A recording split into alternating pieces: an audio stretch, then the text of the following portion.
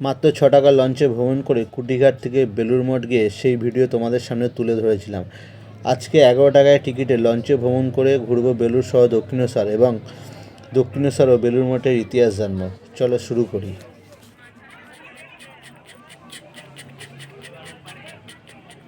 তো বন্ধুরা, তোমরা যদি দক্ষিণেশ্বর থেকে দক্ষিণেশ্বর মন্দির দর্শন করে বেলুড় মঠ যেতে চাও, দক্ষিণেশ্বর মন্দিরের ঠিক পাশেই লঞ্চ ঘাট, যেখান থেকে তোমরা কিন্তু লঞ্চের টিকিট কেটে নদীর ওপর যাত্রা করে বেলুড় মঠ পৌঁছে যেতে পারবে।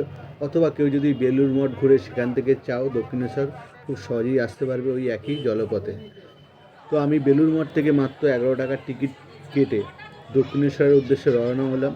টিকিট কেটে লঞ্চ ঘাটে পৌঁছানোর সাথে সাথে কিছুক্ষণের মধ্যে কিন্তু লঞ্চ আমাদের জেটিতে এসে উপস্থিত। ডিসেম্বর মাস, শীতের টাইম, মানুষের ঘোরার সময়, তাই লঞ্চে বেশ ভিড়ও হয়েছে। আর আমি টিকিট চেক করে লঞ্চের উদ্দেশ্যে এগিয়ে গেলাম। ভিড়টা দেখো।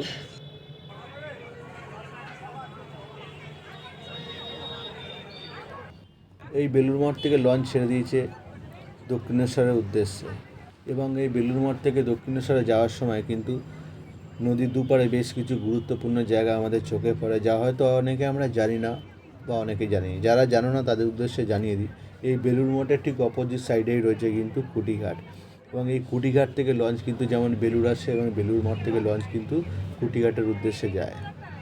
এবং এই কুটিঘাটের চারিপাশে কিন্তু ছড়িয়ে রয়েছে অনেক ঐতিহাসিক গুরুত্বপূর্ণ জায়গা।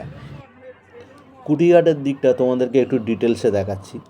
এই যে বাঁশের গোলা তোমরা দেখতে পাচ্ছ, যা বাঁশগুলো তোমরা দেখছো তা কিন্তু পুরোপুরি আসে নদীপাতে, জলে ভাসিয়ে নৌকায় টেনে আনে। আর এই বাঁশ যা প্রয়োজন মতো কলকাতা সহ আমাদের বাংলায় বিভিন্ন জায়গায় মানুষ তা প্রয়োজন মতো এখান থেকে কিনে নিয়ে যায়।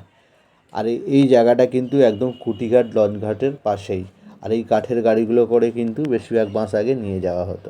এছাড়া বেলুড় মঠের পাশেই রয়েছে বেলুড় শিল্পকলা মন্দির। এখানে মাধ্যমিক পরবর্তী ছাত্ররা বিভিন্ন শিল্পকলা যেমন ইঞ্জিনিয়ারিং, অটোমোবাইল এবং কম্পিউটারাইজ বিভিন্ন ডিপ্লোমা এবং অন্যান্য বিষয়ে নিজেদের দক্ষতা বাড়িয়ে চাকরির প্রতি নিজেদেরকে আরও যোগ্য করে তোলে।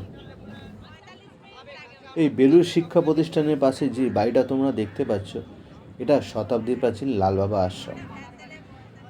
এখানে অনাথ যারা তারা আশ্রয় পায় এবং দর্শনার্থীরা দুপুরে ভোগ প্রসাদ পায় বিনামূল্যে। প্রত্যেক দিন সকাল 6টা থেকে 12টা এবং বিকেল 4টে থেকে 7টা অবধি খোলা থাকে আশ্রমটি। এই আশ্রমের ভিতরে রয়েছে রাধাকৃষ্ণের মন্দির ও গোশালা। এই লালবাবা আশ্রমের কাছেই রয়েছে বেলুড়ের লালবাবা কলেজ, যা লালবাবা ট্রাস্টের উদ্যোগে তৈরি হয়েছিল 1964 সালে। এই লালবাবা কলেজে পড়ানো হয় কলা এবং বাণিজ্য বিভাগে। এই লালবাবা আশ্রমের অপর দিকে অর্থাৎ কুটিঘাটের কিছুটা পাশেই রয়েছে সতীদাহ ঘাট। একসময় এই ঘাটে স্বামীর মৃত্যুর পর স্ত্রীকে জ্বলন্ত চিতায় জীবন্ত পুড়িয়ে মারার চল ছিল সে যুগে। আর পুড়িয়ে মারার সময় সতীর জ্বলন্ত আর্তনাদ যাতে আশেপাশের সাধারণ মানুষকে প্রভাবিত না করে বা আশেপাশের কোনো মেয়েরা যাতে শুনে ভয় না পায়, তাই তার জ্বলন্ত চিতার চারপাশে গোল করে খোল করতাল বাজিয়ে ঢেকে দেওয়া হতো তার আর্তনাদ চিৎকার। আর এই নির্মম প্রথা যিনি পুরোপুরিভাবে বন্ধ করেছিলেন তিনি হচ্ছেন রাজা রামমোহন রায়। এখন এই ঘাটের বেশিরভাগ অংশ কালের ক্রমে তলিয়ে গেছে গঙ্গায়, আর বাকি অংশ নির্মম ইতিহাসের সাক্ষী হয়ে রয়েছে। আর রয়েছে এই মহান সমাজ সংস্কারক রাজা রামমোহন রায়ের মূর্তি। আমাদের বেলুড় থেকে দক্ষিণেশ্বরে যাওয়ার পথে এরকম অনেক কিন্তু ঐতিহাসিক নিদর্শন আমাদের চোখে পড়বে। তাছাড়া চোখে পড়বে এরকম অনেক ইংরেজদের কুটি বাড়ি, কোনো না কোনো জমিদারদের বাড়ি। আর এটা যেটা তোমরা দেখতে পাচ্ছ, এটা দেখে বুঝতে পারছো এটা একটা ইট ভাটা। একসময় কিন্তু পুরো বেলুড় সহ হাওড়ায় পুরো অঞ্চলের কিন্তু ইট এখান থেকে সরবরাহ হতো। আস্তে আস্তে আধুনিকরণের সাথে সাথে কিন্তু ইটের চাহিদাও কিন্তু অনেক কমেছে, কারণ নিত্য নৈমিত্তিক ইট যেগুলো সিমেন্টের তৈরি হচ্ছে তা কিন্তু কম্পিটিশনে যারা যারা এগুলো তৈরি করতে পারছে না তারা কিন্তু সমাজ থেকে কিছুটা হলেও পিছিয়ে পড়ছে। তো তোমরা এখন যেটা দেখতে পাচ্ছ সেটা হচ্ছে আলমবাজার গঙ্গার ঘাট। এই আলমবাজার গঙ্গার ঘাট কিন্তু পুরো বড়নগর তথা উত্তর কলকাতার সমস্ত ঘাটগুলোর মধ্যে একটা অন্যতম ঘাট। এটাও কিন্তু 9টা শিব মন্দিরে ঘেরা আলমবাজার এই গঙ্গার ঘাটটি। আর এই গঙ্গার ঘাটে কিন্তু সমস্ত উত্তর কলকাতা সহ বড়নগর বিভিন্ন জায়গায় ঠাকুর বিসর্জন হয়। এবং এই গঙ্গার ঘাটের পাশে একটি নতুন জেটি ঘাট তৈরি হচ্ছে, যেখান থেকে কিন্তু লঞ্চ এবং নৌকা পারাপারের জন্য স্টপ দেওয়া হবে। তোমাদের সাথে গল্প করতে করতে কিন্তু আমি দক্ষিণেশ্বরের অনেকটা কাছাকাছি চলে এলাম। পাশাপাশি দুটো ব্রিজ তোমরা সবাই জানো, একটা বালি ব্রিজ, একটা হচ্ছে নিবেদিতা সেতু।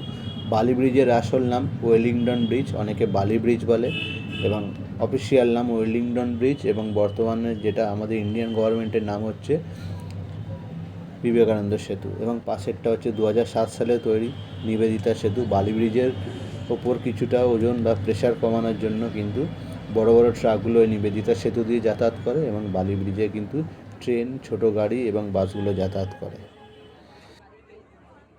আমরা যেই লঞ্চে যাচ্ছি সেই লঞ্চেও ভিড় রয়েছে, জেটিতেও বেশ ভালোই ভিড়, তোমরা বুঝতে পারছো। এবার নামার জন্য প্রস্তুত হতে হবে।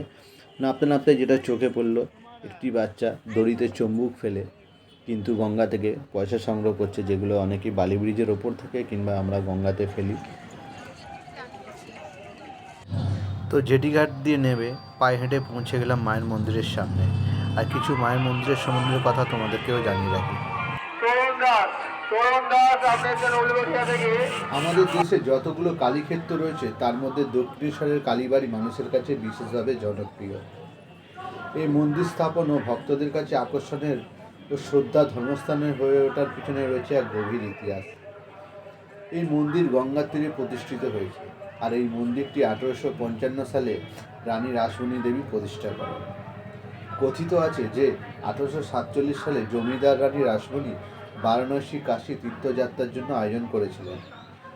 ঠিক হয় 24টি নৌকায় আত্মীয় স্বজন, দাস দাসী ও রসদ নিয়ে রওনা হবেন। রওনা হওয়ার আগের দিন রাত্রিবেলা দেবী কালীর স্বপ্ন দর্শন ও আদেশ পান।